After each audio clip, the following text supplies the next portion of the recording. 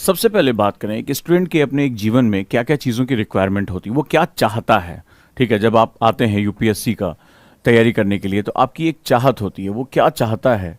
तो ये हमारी विशेज़ क्या होती हैं, राइट? हमें क्या चीज़ हमारी ड्रीम होती है कि जब आप तैयारी करना शुरू करते हैं, सोचिए अगर आप कुछ समय से तैयारी कर रहे हैं तो आपका क्या एक मोटो जहाँ से आपने शुरुआत की थी कि मैं खूब स्टडी करूँगा, ठीक है? खूब अपने टाइम को बढ़ाऊँगा, बढ़ाना भी पड़ता है क्योंकि जीएस भी पढ़ना है, आंसर राइटिंग भी करना है, ऑप्शनल भी पढ़ना है, एस्से भी प्रिपेयर करना है। ये ढेर सारी चीज़ें जो हमें एक साथ करनी पड़ती हैं। तो पहले ही आपकी चॉइस थी कि नहीं मैं जब आऊँगा तो 8 घंटे, 10 घंटे, 12 घंटे जो है वो पढ़ने का मेरे पास एक चाहत है, जब एक स्टूडेंट का एक ड्रीम होता है। फिर रिवीजन के लिए मुझे टाइम निकालना होगा, जो मैंने पढ़ा है इतनी देर में वो मुझे प्रॉपर्ली रिवाइज़ करना होगा, मुझे बार-बार उसको दोहराना होगा। ज़्यादा से ज़्यादा मैं बुक्स पढ़ सकूँ। अपनी जो विद्वान बनने का एक प्रक्रिया है, जो मेरे पास एक इंटेलेक्चुअल ट्रेड्स मुझे जनरेट करना है, वो मुझे इसको इंक्रीज़ करना है। तो ज़्यादा से ज़्यादा मुझे बुक्स पढ़नी पड़ेंगी, एक्स्ट्रा बुक्स पढ़नी पड़ेंगी। ये उसकी चाहत होती है, उसको पता होता है अच्छा आंसर राइटिंग करने के लिए मुझे नए शब्दों की ज़रूरत पड़ेगी, न्यूज़पेपर मुझे पढ़ना पड़ेगा। साथ ही साथ अपने हेल्थ एंड जो मेडिटेशन है उस पर बहुत फोकस करके रखना, स्वास्थ्य पे भी ध्यान देना क्योंकि शरीर अगर नहीं रहेगा तो फिर क्या होगा, हम आगे जो है वो पढ़ाई नहीं कर पाएंगे। आपको दिमाग को जो आपके थॉट्स आ रहे हैं, निगेटिविटी आ रही है, उसको हटाने के लिए मेडिटेशन सबसे अच्छी प्रक्रिया है। ये भी चाहता है, वो चाहता है कि रेगुलर आंसर राइटिंग करूं, रेगुलर बैठ के जो है वो जो मैंने पढ़ा, मेरे टीचर ने पढ़ाया, उस पर मेरी आंसर राइटिंग होनी चाहिए। पर्सनालिटी डेवलपमेंट पे बहुत फोकस करना है, जैसे कि आप कैसे बोलते हैं, आपका जो कंसंट्रेशन लेवल है वो कितना ज़्यादा हाई, आप कितने अलर्ट हैं, ये सारी चीज़ों की हमें बड़ी चाहत होती है।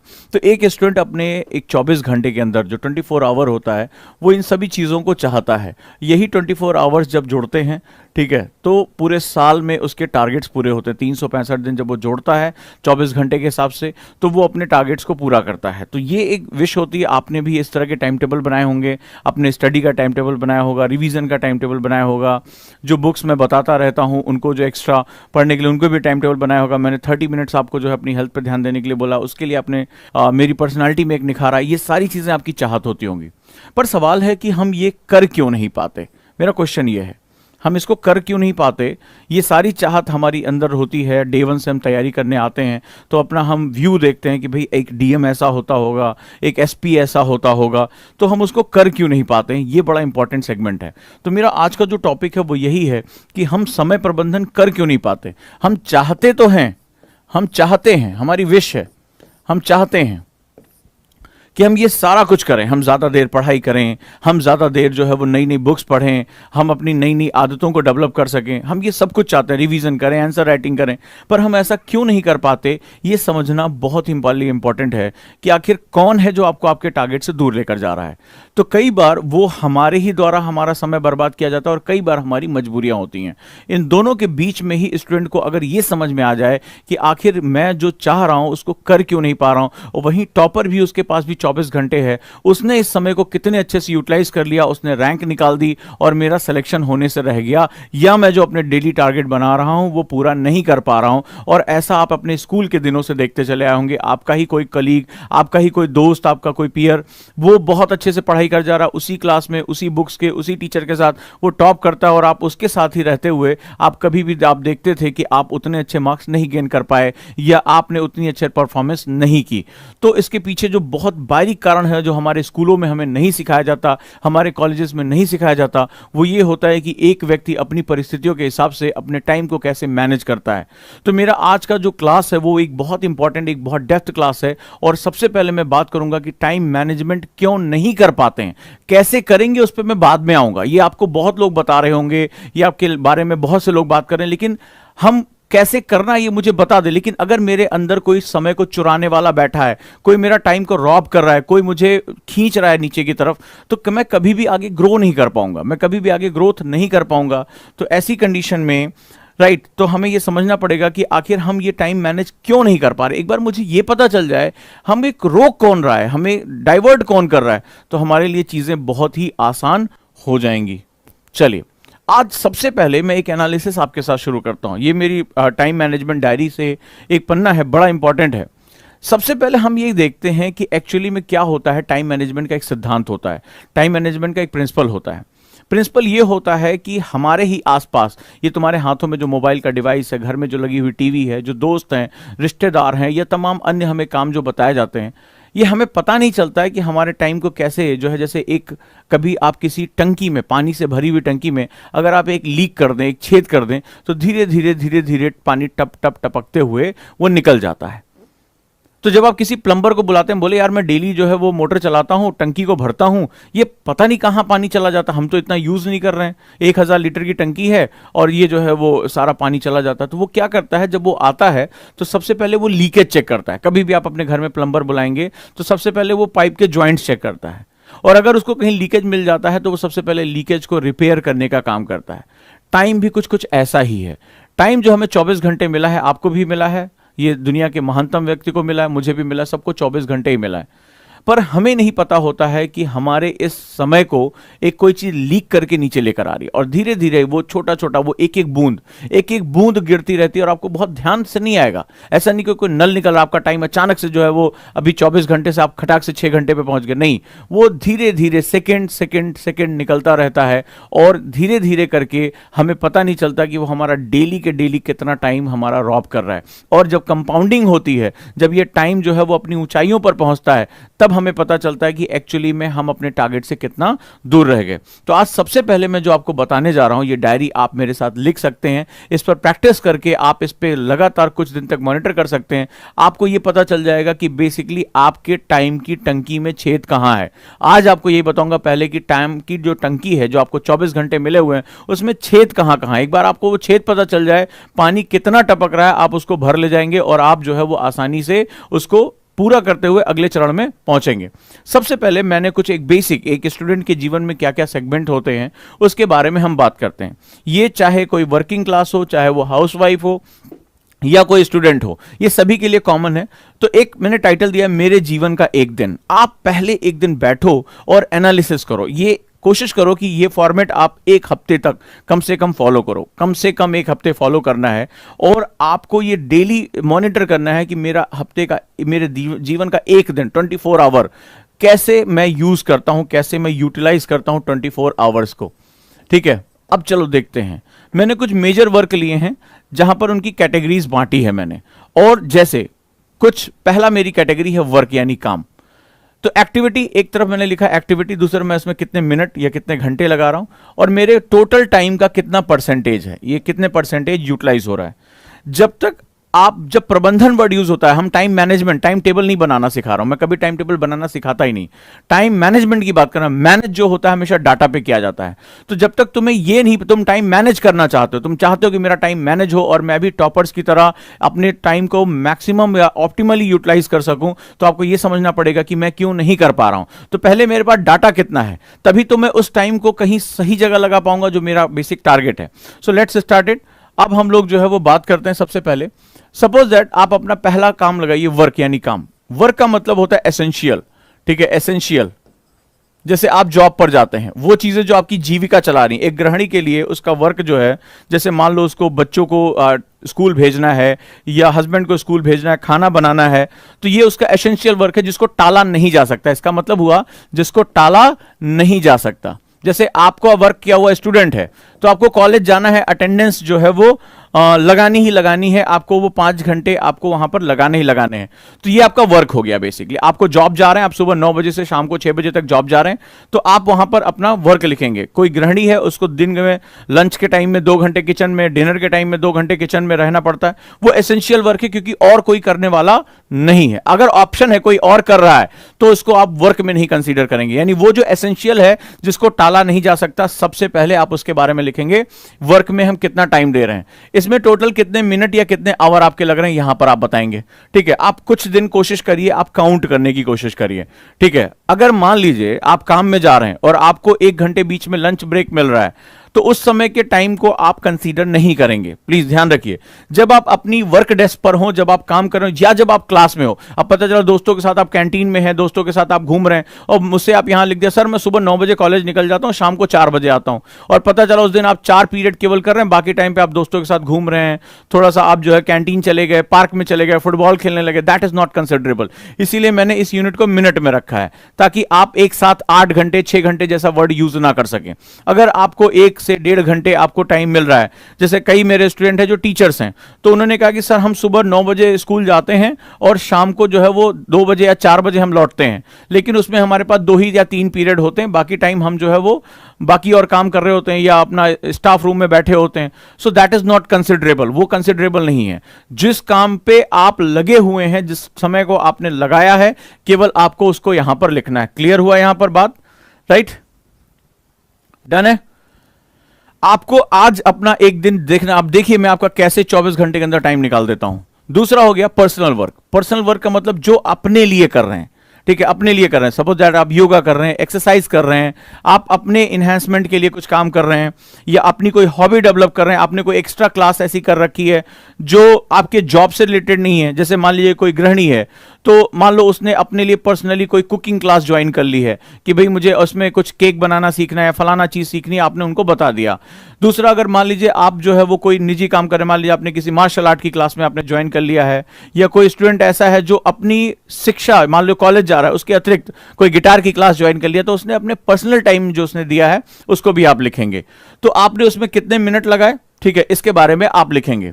क्लियर हुआ? पर्सनल टाइम जो आप अपने लिए इन्वेस्ट कर रहे हैं, जो अपने पर्सनल सेगमेंट आप यूज कर रहे हैं, कुछ स्किल सीख रहे हैं, कोई जो है सेगमेंट कर रहे हैं, एक्सरसाइज कर रहे हैं, मेडिटेशन कर रहे हैं, किसी और नई स्किल के साथ जा रहे हैं, वो आपका पर्सनल टाइम हो गया। फिर खाना खाने में आप कितना समय लगाते हैं? बहुत से लोग 2 टाइम खाना खाते हैं, बहुत से लोग 3 टाइम खाना खाते हैं, ठीक है, कई लोग टीवी देखते हुए खाना खाते हैं, तो बड़ा हमें पता नहीं चलता, हमें लगता है हम खाना खा रहे हैं, लेकिन कई लोग देखिए बड़ा टाइम इसमें लगाते हैं, बहुत ज्यादा समय इसमें इन्वेस्ट करते हैं, और जो है वो कई बार हम थोड़े थोड़े स्नैक्स के चक्कर में बहुत लंबा समय गप्पबाजी हो जाती है। चल यार 2 समोसे खा के आते हैं, आपको पता नहीं चलता वो समोसे की एग्जैक्टली कीमत क्या है, वो 10 रुपए का समोसा नहीं हो जाता, वो आपके टाइम का बहुत बड़ा हिस्सा खा जाता है।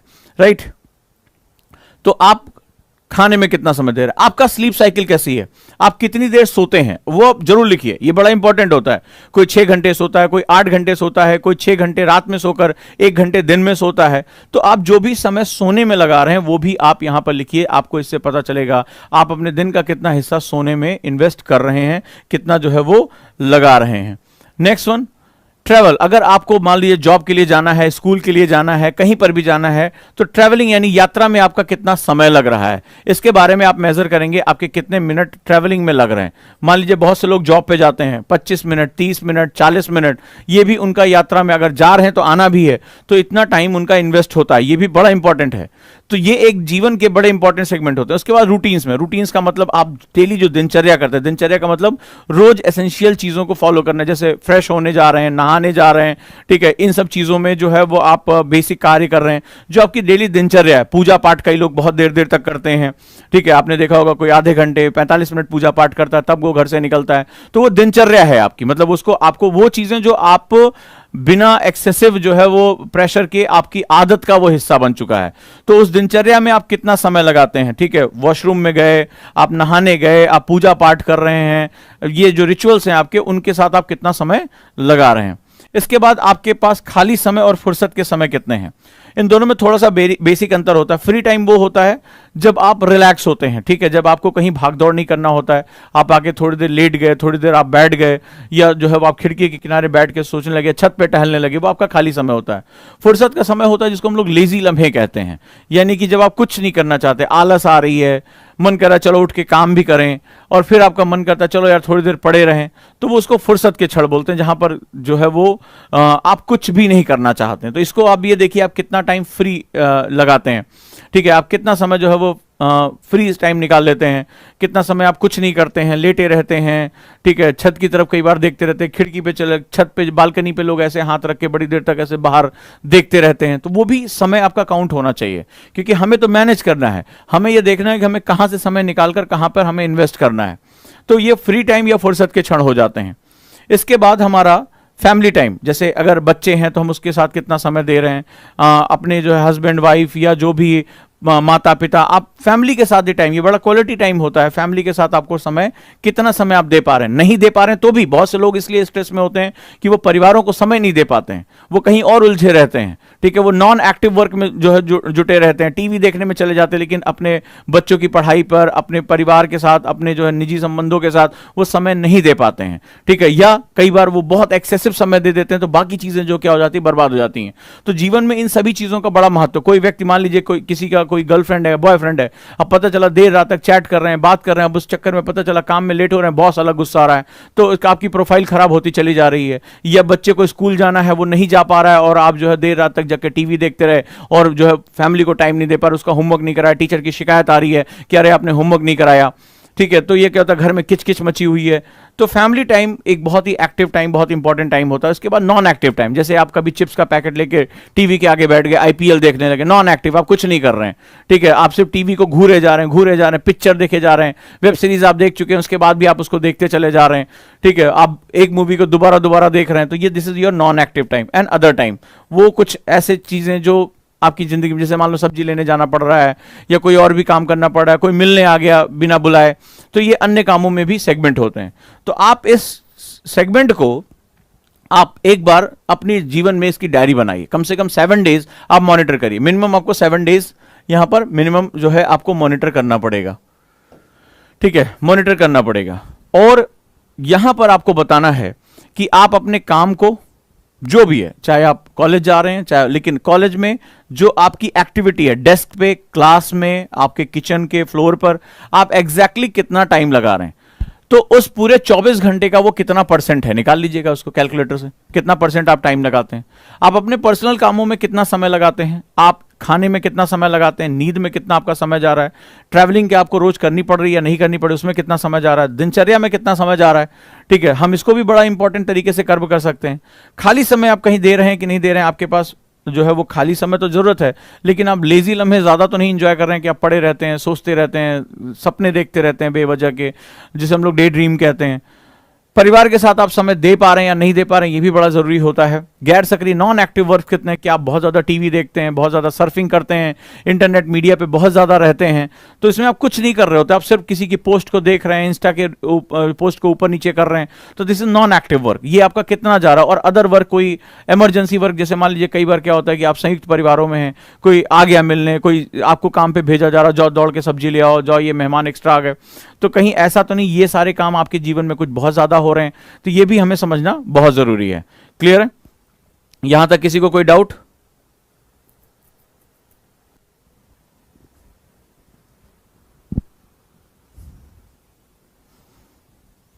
तो आप इससे अपना टोटल टाइम निकालिए और बताइए कि एक 24 घंटे में आपके दिन का कौन सा हिस्सा कहां जाता है। यहां तक ओके हो गया? बताएं मुझे, हाँ ये समझ में आ गया प्लीज।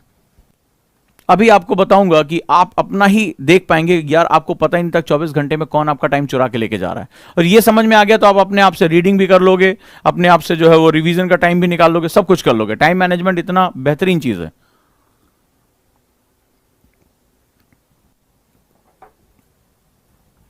यस,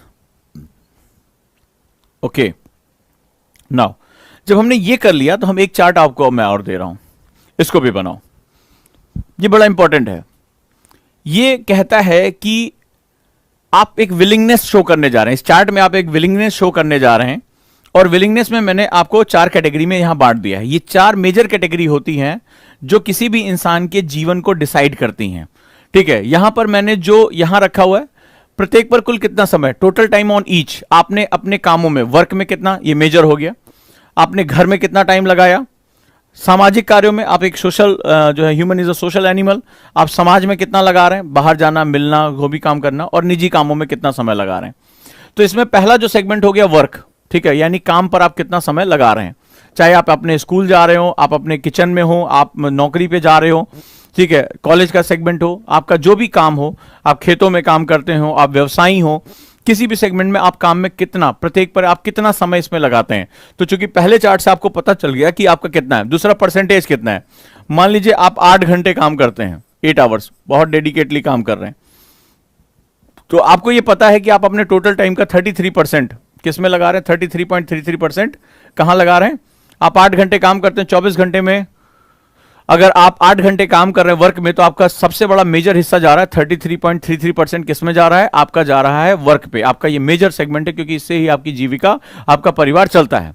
दूसरा, एम ऑफ द वर्क, काम का लक्ष्य क्या है? जैसे अगर आप कॉलेज जा रहे हैं तो आपका काम है स्टडी करना, यानी अपनी इन्हेंसमेंट को करना।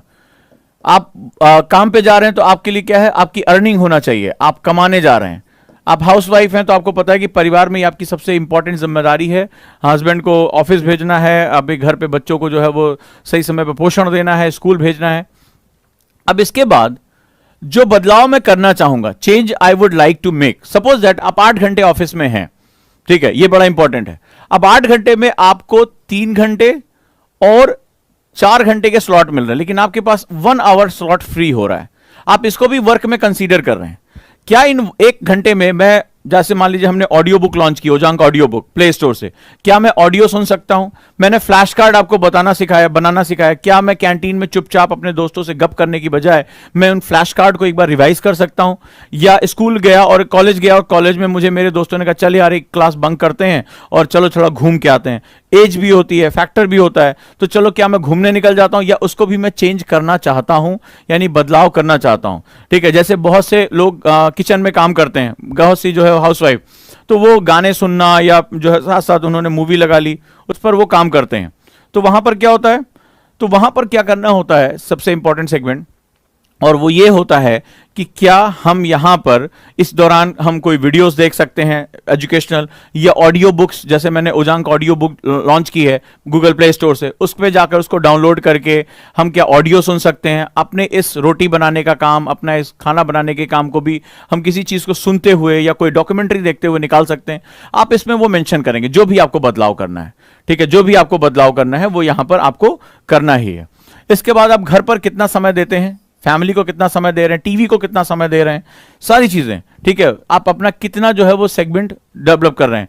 कैसे, ऐसा तो नहीं आप बहुत फ्री टाइम छत पर जो है वो इधर उधर ताका झांकी करते रहते हैं हर समय, थोड़ा सा दोस्तों के साथ घूमना, हाथ को ऐसे घुमाते घुमाते, कई लोग देखते हैं लंबी लंबी बातें करके टहलते रहते हैं, छत के जो है छज्जे पर ऐसे हाथ रख के और बड़ी देर तक इधर उधर, जितनी दूर तक नजरें जा रही हैं टकटकी लगाए इधर उधर घूरते रहते हैं, ठंडी हवा का आनंद लेते रहते हैं। जरूरी है आनंद, लेकिन कितना ये भी जरूरी है। ठीक है, आनंद भी जरूरी है, लेकिन कितना ये भी जरूरी है, ये बात ध्यान रखिएगा। टाइम मैनेजमेंट का ये सिद्धांत, क्योंकि आप अभी जीवन के उस हिस्से पर हैं, लाइफ के उस पार्ट पर हैं जहां आपको कुछ बदलाव करने हैं, जहां आपको कुछ बनाना है। एक बार आप अपने डेस्टिनेशन पे पहुंच गए, आपने जो सोचा है आईएएस बनने का, आईपीएस बनने का, एक बार वहां पहुंच गए तो आपको लिए जिंदगी अपनी शर्तों पर चलनी भी शुरू हो जाती है। एक समय आता है आपको बहुत फैंटास्टिक जो है छुट्टियां मिलती हैं, पेड आपको लीव्स मिलती हैं, आपको ज्यादा जो है वो दिक्कतें नहीं आती। लेकिन अगर इस समय आपने अपने समय को आनंद में बहुत ज्यादा बिता दिया, आपने इस समय को बहुत ज्यादा जो है वो टाइम को बर्बाद करने में बिता दिया, तो कल आपको ऐसे काम भी करने पड़ सकते हैं जहां आपको अपने बारे में सोचने का समय भी नहीं मिलेगा। चलिए, तो आप ये भी समय आप कैलकुलेट करेंगे, टोटल कितना टाइम दे रहे हैं, परसेंटेज कितना है, और इस काम का लक्ष्य क्या है। लक्ष्य बहुत इंपॉर्टेंट होता है। एम ऑफ टास्क, ये इंपॉर्टेंट क्यों होता है ये भी आप समझें। ये इंपॉर्टेंट क्यों होता है? कई बार हम कई काम ऐसे भी करते हैं जिनका कोई मकसद नहीं होता, और मैं पहले भी इससे पहले क्लास ले चुका हूं कि लक्ष्य एक बड़ा इंपॉर्टेंट वर्ड होता है। ठीक है, लक्ष्य एक बहुत इंपॉर्टेंट वर्ड होता है। अगर ये लक्ष्यहीन काम है, जैसे मैंने अभी बताया, छत पे गए और घर में क्या और घूमने लगे, टीवी ऐसे बेवजह खोल के चैनल बार बार चेंज करने लगे, देखिए अमेजन प्राइम पे क्या आ रहा है, नेटफ्लिक्स पे क्या आ रहा है, तो ये क्या होता है, ये लक्ष्यहीन काम है। हाथ में वीडियो गेम, आजकल अच्छे अच्छे फोन आ गए, चल यार थोड़ी देर ये वाला वीडियो गेम खेल लेते हैं। तो इससे क्वेश्चन ये पूछो, लक्ष्य का मतलब होता है जब आप उससे प्रश्न करें कि मेरे इस काम का मकसद क्या है, मेरे टारगेट। जब आप लक्ष्य किसे कहते हैं कि जब आपने कोई गोल बनाया है, कोई आपने सेट किया है कि मुझे ये पाना, मान लो यूपीएससी आपका गोल है, तो जब भी ये कोई वर्क कर रहे हैं, लक्ष्य को कैसे पहचानेंगे? जब भी आप कोई कार्य कर रहे हैं, आप टीवी देख रहे हैं, आप वीडियो गेम खेल रहे हैं, आप जो है वो क्या नाम है घूम रहे हैं छत पे, तो आप जब कोई भी काम कर रहे हैं इससे पूछिए कि मेरे लक्ष्य पे ये कितना सहायक होगा। मान लीजिए कोई गेमर है, ठीक है, वो ऑनलाइन स्ट्रीमिंग करता है, वो गेम खेल रहा है, बहुत अच्छा है, वो गेम खेल रहा है, वो गेम खेलना बिल्कुल बुरा नहीं, क्योंकि वो लाइव स्ट्रीमिंग करता है, वो गेमर है, वो पूरी दुनिया को बताता है कि गेम क्या है, स्किल है उसकी गेम खेलना। तो वो गेम खेल रहा है, तो इसका मतलब वो अपने लक्ष्य की तरफ जा रहा है। कोई मान लीजिए कोई पहलवानी का काम कर रहा है, एथलीट है, तो उसको थोड़े समय के लिए ऑक्सीजन की ज्यादा मात्रा है, वो छत पे जाकर जो है अपने वर्जिश कर रहा है, टहल रहा है, ज्यादा ऑक्सीजन इंटेक कर रहा है, अपनी मसल्स को रिलैक्स कर रहा है, ये उसके लक्ष्य है। लेकिन आप यूपीएससी की तैयारी कर रहे हैं और आप गेम खेल रहे हैं, आप यूपीएससी की तैयारी कर रहे हैं और आप वेब सीरीज देख रहे हैं, आप जो है वो नेट सर्फिंग कर रहे हैं, तो वो आपसे लक्ष्य से आपको दूर लेकर जा रहा है। तो ये इंपॉर्टेंट सेगमेंट है कि मेरे इस काम का लक्ष्य क्या है। जब आप यहां पर डिसाइड करना शुरू कर दोगे तो आपको बहुत सी अपनी गलतियां पता चलेगी कि मैं तो लक्ष्यहीन काम कर रहा था, मेरा तो एमलेस वर्क था, मैं सिर्फ कर रहा था क्योंकि मुझे मजा आ रहा था। तो हर वो चीज जो आपको आपके लक्ष्य की तरफ लेकर जाती वो मजा नहीं देती है। कई बार वो पेनफुल होती है, और कई बार क्या वो होती ही पेनफुल है, नहीं तो सभी लोग नहीं लक्ष्य की तरफ भाग पड़ेंगे। तो आखिर ये फेलियर्स को कौन बात करेगा। तो जो लक्ष्य की तरफ बढ़ता है वो पेनफुल होता है, और पेन को बियर करना यानी दर्द को सहने की क्षमता बहुत ही कम लोगों में होती है। क्लियर है दोस्तों? Let's start it. तो अब हम लोग बात कर रहे हैं यहां पर जो बदलाव मैं करना चाहूंगा, changes I would like to make, changes I would like to make. इसके बाद सोशल, सामाजिक, जैसे आपके फ्रेंड्स, ये भी सामाजिक हो गया, आप लोगों से मिलने जुलने जा रहे हैं, कोई और काम कर रहे हैं इधर उधर, ठीक है, बाहर बहुत निकलते हैं, इधर उधर जाते रहते हैं। तो अब समाज यानी कि सोशल वर्क में आप कितना है। Social work is not about NGO के साथ जुड़ना, इट्स ऑल अबाउट आप फ्रेंड्स, फैमिलीज। बहुत लोग महत्व देते हैं इस बात को। तो आप कितना समय दे रहे हैं, आप कितना दोस्तों से रेगुलर मिल रहे हैं, उनके साथ उठना बैठना, कैंटीन में जाकर बातें करना, गपबाजी करना, खेलना उनके साथ, ये भी लाइफ का एक जरूरी पार्ट है। लेकिन कितना, मैं यहां पर यही बताने की कोशिश कर रहा हूं, कितना एग्जैक्टली। और उसके बाद निजी, मैं अपनी हॉबीज को, अपने लिए पर्सनल समय को, अपने लिए रीडिंग को, अपनी मेरी कुछ अच्छी रीडिंग करने का मन है, मेरा कुछ लिखने का मन है, डायरी राइटिंग को, अपनी हॉबीज को डेवलप करने में, वो जो आपको इनहेंस करता है वो आपका पर्सनल टाइम है, यानी बिल्कुल निजी वो है। जैसे कोई स्टूडेंट है, अब उसने कैलीग्राफी का, उसकी राइटिंग खराब है, अब उसने क्या किया, अपने आप को इंप्रूव करने के लिए उसने कैलीग्राफी का कोर्स ज्वाइन कर लिया। हैंड राइटिंग जो है बहुत अच्छी इंप्रूव करने के लिए उसने कोर्स ज्वाइन कर लिया। तो उससे उसका क्या होगा, उसका एनहेंसमेंट हो जाएगा। मान लीजिए कोई हिंदी माध्यम का बच्चा है या रीजनल लैंग्वेज का बच्चा, उसको इंग्लिश बहुत वीक है, अब उसने स्पीकिंग का कोर्स ज्वाइन कर लिया ताकि उसके कॉलेज में, उसके वर्क में, लोग इंटरव्यूज में उसको दिक्कत हो रही थी, वो जानकार अच्छा है लेकिन वो बोल नहीं पा रहा है, तो उससे उसका क्या हुआ, एनहेंसमेंट हो गया। कोई गृहिणी है, वो खाना बनाने की नई नई विधियां सीखना चाहती है, अपने लिए इन्हेंसमेंट करना चाहती है, अपनी हॉबी को डेवलप करना चाहती है, वो इसके साथ चलेगा। कोई पर्सन है जो स्पोर्ट्स में अच्छा करना चाहता है, कराटे सीखना चाहता है, ताइक्वांडो सीखना चाहता है, उसने उसमें अपना टाइम लगाया, तो ये उसका निजी कार्य होता है जो उसके इन्हेंसमेंट के लिए बहुत जरूरी होता है। ये भी एक बड़ा इंपॉर्टेंट टाइम होता है, बहुत इंपॉर्टेंट टाइम होता है। तो अब आप इस तरह से लगाइए और हर बात के लिए पूछिए कि मैं जो काम कर रहा हूं या कर रही हूं उसका गोल या एम क्या है। क्लियर है? डन? इसका गोल या एम क्या है? तो इस तरह से आप अपने काम को पहले डिवाइड करिए। डन? यहां तक हो गया। अब इसके बाद अगले चरण में आते हैं कि हम अपने अपने हिसाब से अपना टाइम मैनेजमेंट कैसे करेंगे।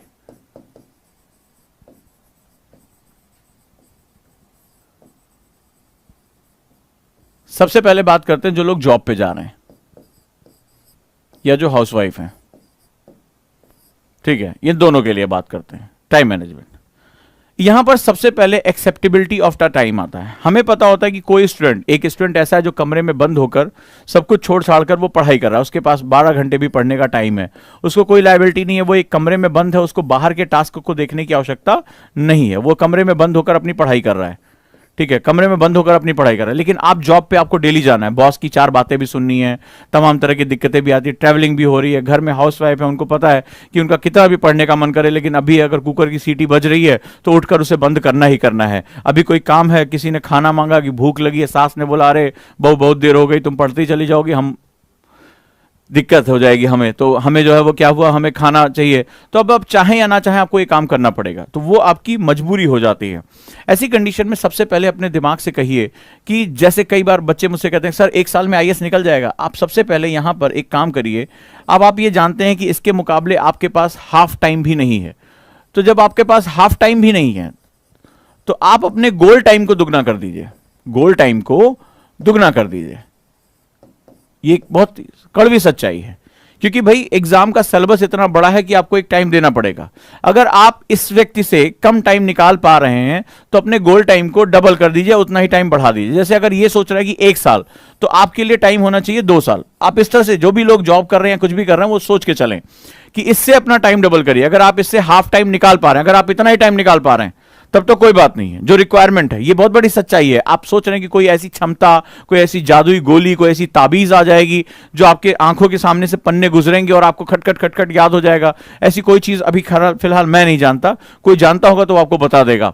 यहां पर क्या होता है कि आपको अपना, अगर आपका टाइम हाफ है बाकी लोगों से, या जैसे हमारे स्टूडेंट हैं, तो अगर आपका हाफ टाइम है तो आप गोल टाइम डबल कर दीजिए, ठीक है, जितना भी है। अगर आपका टाइम इसके कंपैरिजन में 1/3 है तो अपना गोल टाइम 3 टाइम्स बढ़ा दीजिए। मान लीजिए आपको केवल दिन में 3 घंटे ही पढ़ने के लिए मिल रहे हैं, चाहे आप कुछ भी कर लें।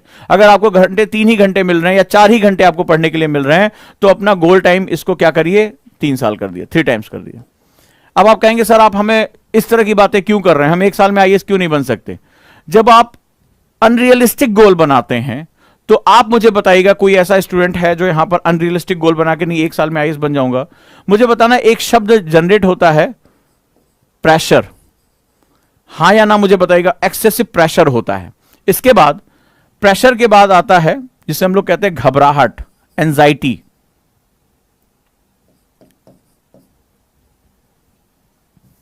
ठीक है, एंजाइटी जिसे हम लोग कहते हैं। और इसके बाद एक फियर जनरेट होता है। और जब फियर जनरेट होता है तो पढ़ने में मन नहीं लगता। किसके किसके साथ हुआ है? पढ़ने में मन नहीं लगने का मतलब भूल जाते हैं, घबराहट होती है, बार बार एक सब्जेक्ट से दूसरे सब्जेक्ट पे भागने का मन करता है, यार हिस्ट्री पढ़ें या पॉलिटी पढ़ें, गुस्सा आती है, चिड़चिड़ापन होता है। कितने लोगों को यह होता है मुझे बताओ? कितने लोगों को ये सिम्टम्स आते हैं जब आप एक्सेसिव प्रेशर ले लेते हैं और जब आप अपने गोल्स, अनरियलिस्टिक गोल बना लेते हैं? नहीं, मैं भी जो है अभी खटाक से इसी साल आईएएस निकाल दूंगा। पढ़ने के लिए आपको हार्डली 4 घंटे, आप कुछ भी कर लीजिए, आपको 4 घंटे ज्यादा टाइम नहीं मिल रहा है, 5 घंटे ज्यादा टाइम नहीं मिल रहा है। और आपने कहा नहीं सर मैं 2021 का तो आईएएस में टॉप करने जा रहा हूं, मैं 21 जो निकालूंगा, मुझे देना है। ठीक है, तो आप ये बताइए किसको किसको एक्सेसिव प्रेशर होता है?